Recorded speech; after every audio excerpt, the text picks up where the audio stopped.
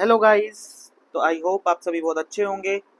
तो आज है हमारा रिएक्शन मैकेनिज्म का लेक्चर नंबर 6 और आज के लेक्चर में हम लोग कवर करने वाले हैं एक बहुत ही ज़्यादा इम्पोर्टेंट टॉपिक जो कि होने वाला है इलेक्ट्रोफिलिसिटी।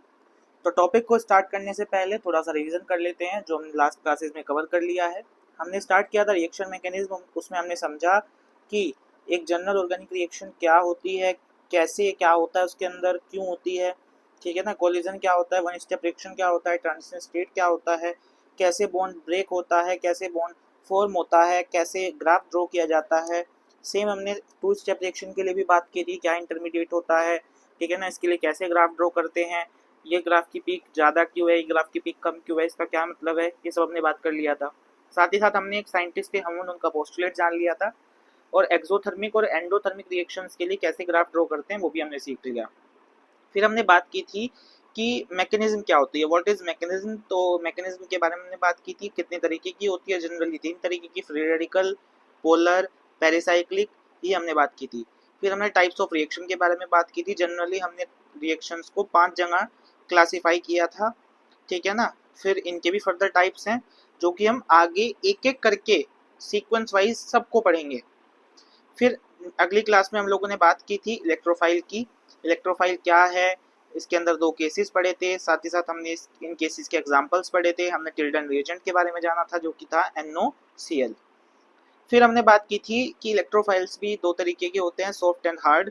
सॉफ्ट कौन से होते हैं, हार्ड कौन से होते हैं, कैसे कोई इलेक्ट्रोफाइल क्यों इलेक्ट्रोफाइल होता है, कैसे हमने बोला।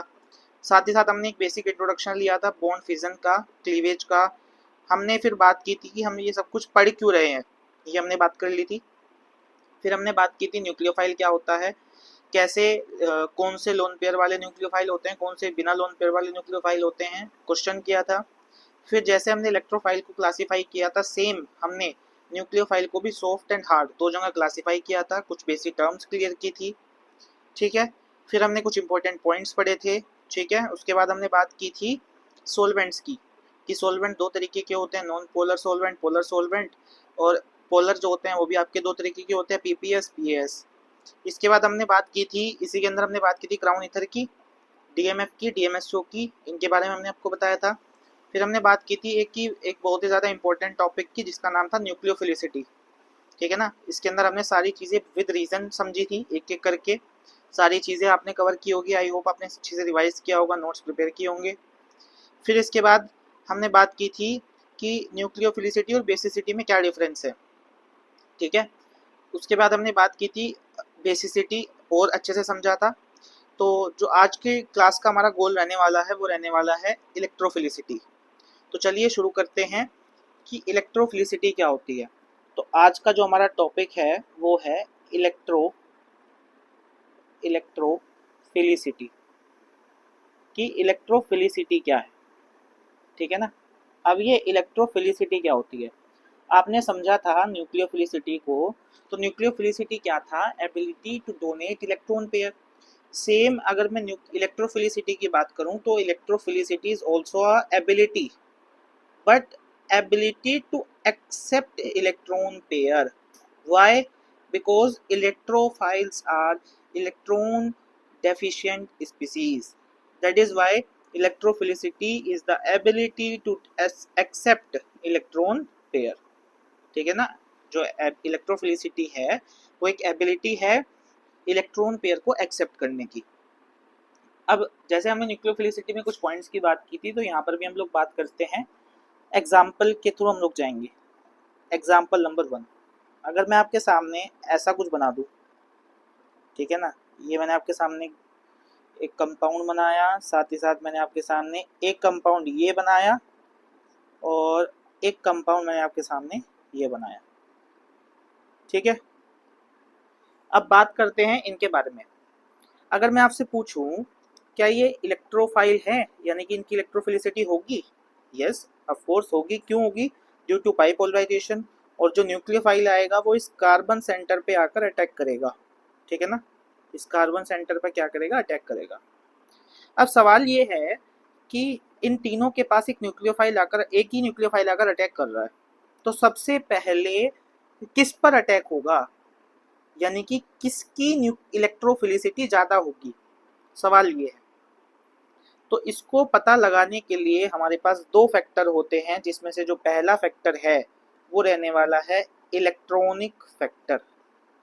इलेक्ट्रॉनिक फैक्टर, अगर मैं इलेक्ट्रॉनिक फैक्टर की बात करूं, अभी इलेक्ट्रॉनिक फैक्टर या इलेक्ट्रॉनिक इफेक्ट एक ही बात होती है।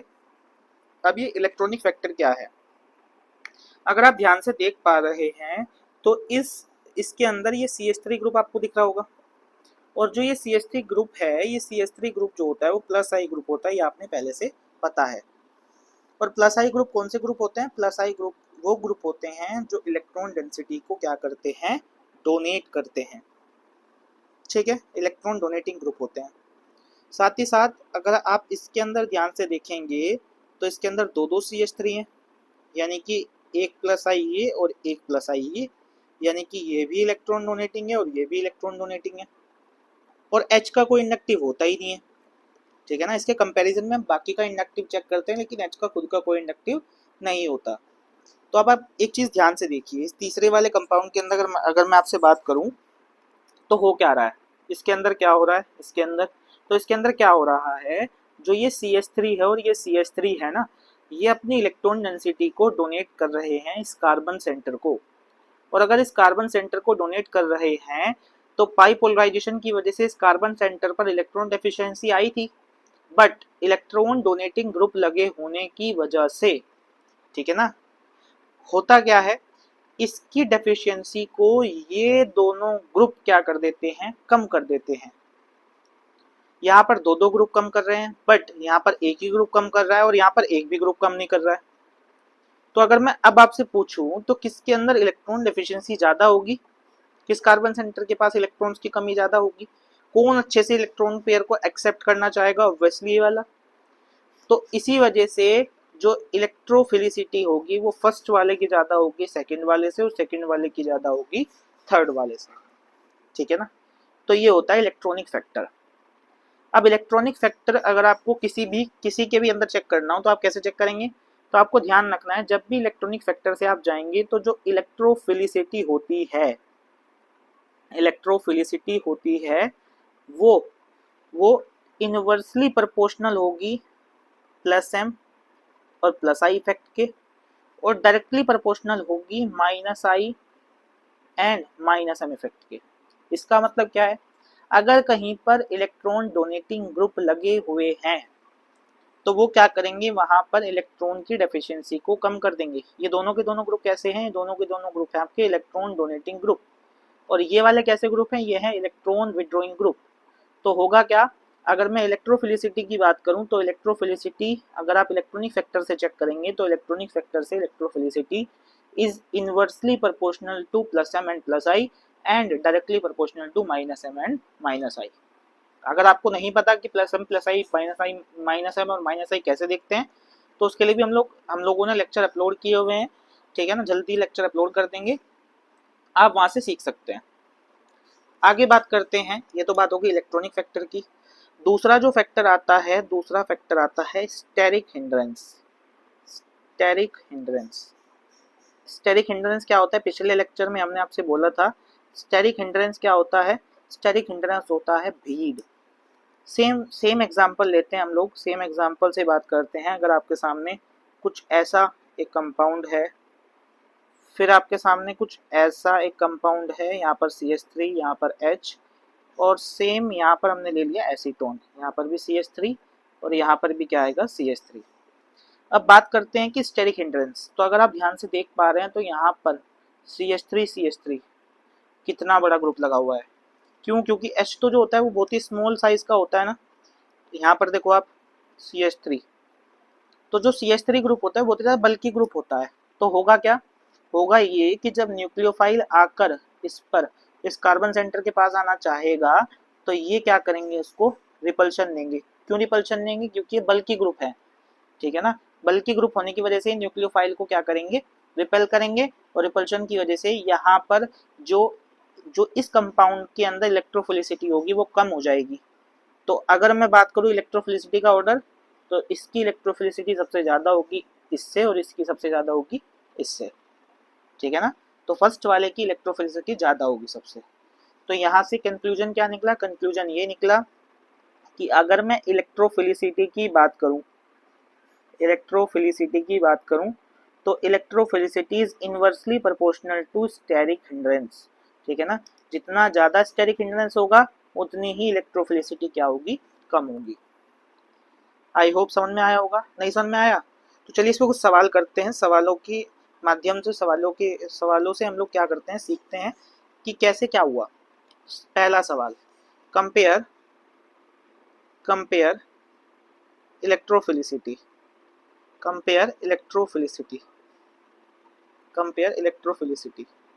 अब कंपेयर करना है इलेक्ट्रोफिलिसिटी को। ठीक है ना, ध्यान से देखना है इधर।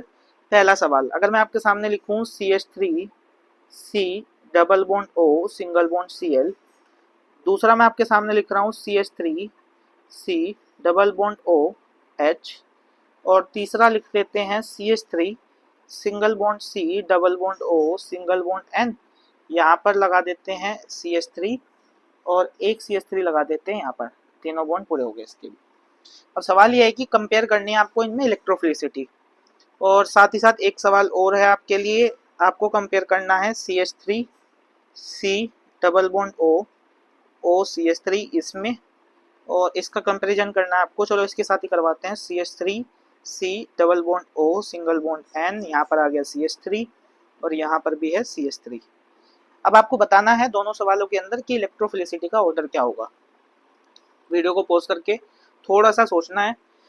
चलो मैं बताता हूँ, इधर ध्यान देना है सभी को।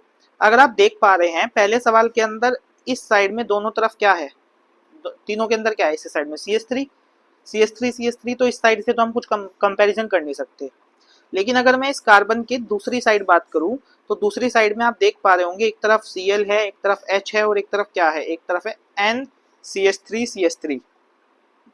तो आप बोलेंगे कि sir NCH3 single bond NCH3 का उल्ट वाइज जो है वो बड़ा बल्कि दिख रहा है मुझे, और H छोटा दिख रहा है और Cl थोड़ा सा बड़ा दिख रहा है। नहीं, यहाँ पर आप कभी भी साइज से यानी कि स्टेरिक हिंड्रेंस से कंपैरिजन नहीं करा सकते। ठीक है, आप यहाँ पर स्टेरिक हिंड्रेंस से कंपैरिजन नहीं करा सकते। क्यों नहीं करा सकते? क्योंकि जो Cl है, ClBrI, वो बहुत ही ज़्यादा बड़े ग्रुप होते हैं, बहुत ही ज़्यादा बड़ा साइज होता है उनका। तो आप ऐसे नहीं बोल सकते कि आप इस यहाँ पे स्टेरिक हिंड्रेंस से कंपेयर कर देंगे, नहीं। यहाँ पर इस केस में आपको चलना पड़ेगा इलेक्ट्रॉनिक फैक्टर से। ठीक है ना, इलेक्ट्रॉनिक फैक्टर से कैसे चलेंगे? अगर मैं इलेक्ट्रॉनिक फैक्टर की बात करूं तो CH3 तो सेम है सभी के अंदर। अब यहाँ पर Cl की बात करते हैं, तो Cl कैसा ग्रुप होता है? Cl माइनस I भी ग्रुप होता है, साथ ही साथ प्लस M ग्रुप होता है। अगर मैं H की बात करूं तो H का तो कोई इंडक्टिव और कोई मेजोमेरिक होता ही नहीं। अगर मैं NCH3CH3 की बात करूं तो इस नाइट्रोजन के पास क्या है? लोन पेयर, तो ये कैसा ग्रुप हो जाएगा? Plus M। साथ ही साथ ये कैसा ग्रुप होता है? Minus I। अब इसमें भी माइनस आई, हेलोजेंस के केस में माइनस आई की प्रायोरिटी ज्यादा होती है प्लस एम से, और इस केस में जो प्लस एम की प्रायोरिटी है वो माइनस आई से ज्यादा होती है। और हमने अभी सीखा था ऊपर, इलेक्ट्रॉनिक फैक्टर के अंदर electrophilicity is inversely proportional to plus वाले ग्रुप्स, यानी कि इलेक्ट्रॉन डोनेटिंग ग्रुप। यानी कि इतनी बात तो क्लियर है कि जो Cl है वो माइनस वाला ग्रुप है, तो इसकी इलेक्ट्रोफिलिसिटी ज्यादा होगी इसके कंपैरिजन में, और इसकी क्या होगी? सबसे कम होगी। ऐसे चेक करना होता है। ठीक है ना, अगर आपको ये प्लस एम और माइनस आई वाली चीज नहीं समझ में आ रही है तो let me know in the comment section, I will upload a video. ठीक है ना, इसके ऊपर भी हम लोग एक सीरीज लेके आएंगे GOC की, जिससे आप अच्छे से सीख पाएंगे। फिर बात करते हैं नीचे वाले के अंदर। इस वाले के अंदर भी CH3 इधर तो सेम है, लेकिन अगर मैं इधर बात करूं इन दोनों के अंदर, तो ये वाला कैसा ग्रुप है? इसके पास लोन पेयर है, ये कैसा ग्रुप है? Plus M. ठीक है ना, इसके पास भी लोन पेयर है, ये कैसा ग्रुप है? Plus M. साथ ही साथ ये कैसा ग्रुप है? माइनस आई।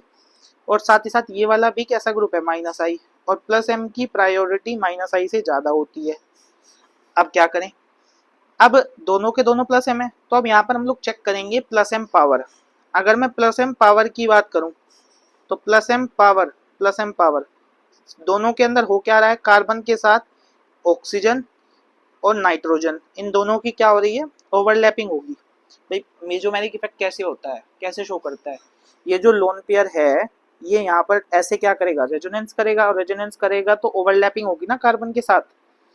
ठीक है ना, तो जिसकी ओवरलैपिंग अच्छी होगी कार्बन के साथ जिसका ओवरलैपिंग अच्छा होगा उसी का जो प्लस एम पावर होगा वो ज़्यादा होगा।